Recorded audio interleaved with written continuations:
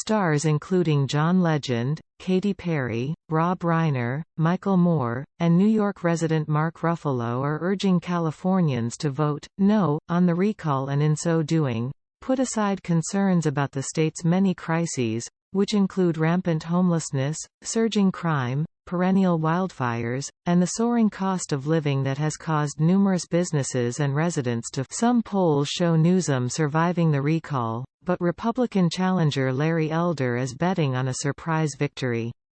As Breitbart News reported, a UC Berkeley Institute of Governmental Studies poll revealed that 60.1% of likely voters said they oppose Newsom being recalled. Hollywood isn't leaving anything to chance.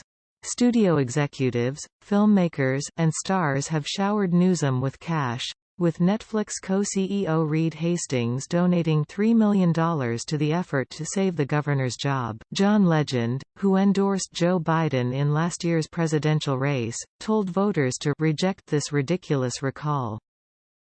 Rob Reiner, another Joe Biden supporter, tweeted, "Let's kick Trumpism in the ass." Gavin Newsom has faced abundant criticism for his handling of the coronavirus pandemic, including his failure to heed his own advice about masks and social distancing. Last year during the height of the pandemic, the governor was photographed at the French Laundry restaurant, socializing indoors in a large crowd of people without masks. Celebrities pleading with Californians to vote no on the recall are hoping residents will forget about the state's out-of-control homelessness crisis. The homeless population exploded on Newsom's watch and was among the top 3 issues for California voters, according to a survey by the Public Policy Institute of California, PP. But the corporate and mainstream media have mostly overlooked his numerous mistakes and instead focused on attacking Larry Elder. The Los Angeles Times has repeatedly smeared Elder as an agent for white supremacy, even though he is black and grew up in Compton.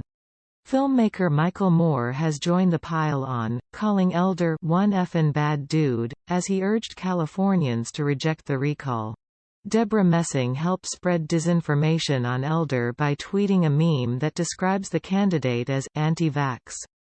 Sophia Bush added to the attacks on Elder, claiming he believes former slave owners are owed reparations. Like most of the media, Bush has taken Elder's comments out of context.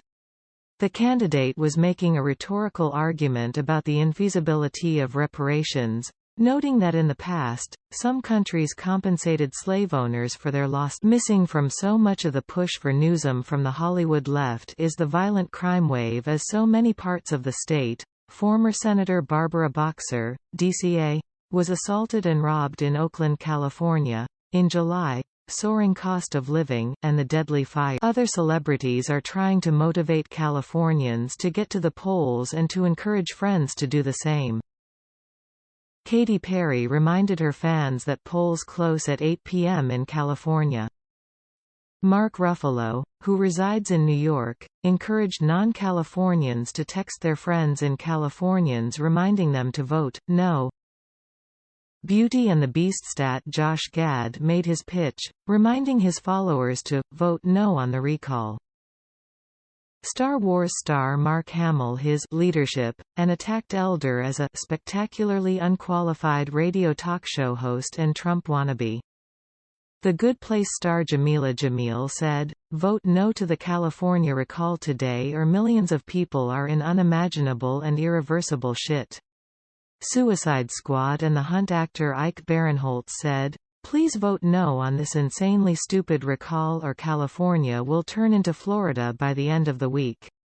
Bette Midler throw out a barb, twisting Elder's words about the integrity of the vote. Actress Rose McGowan has broken with Hollywood convention to endorse Larry Elder, calling out Newsom as a liar and a fraud and accusing his wife, Jennifer Siebel Newsom, of pressuring her to remain silent on Harvey Weinstein.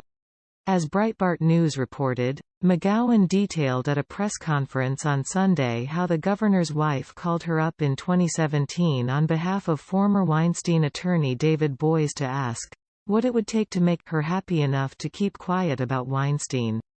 The phone call allegedly took place 6 months prior to The New York Times launching its bombshell report against the disgraced movie producer and Democratic "My money's on Elder." She concluded, "I really appreciate anybody watching or reading this to think differently.